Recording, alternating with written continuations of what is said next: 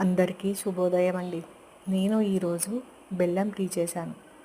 భలే బాగా వచ్చింది. అంటే ఇంతకుముందు కూడా చేశాను, కానీ నేను ఇది పౌడర్ కొంచెం రెడీ చేసి పెట్టుకున్నా. ఎలా ఉంటుందో చూద్దాము, విరుగుతుంది అంటారు కదా, విరుగుతుందా లేదా చూద్దాం అనేసి చేశాను.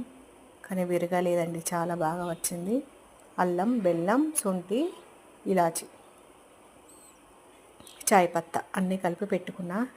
ఒక 2 ఎక్కువ అయితే వేస్ట్ అవుతుందేమో అని ఒక 2 రోజులకు సరిపడా అంతా తయారు చేశాను.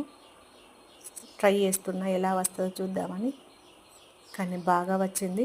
పాలు కూడా పచ్చివే పోసాను.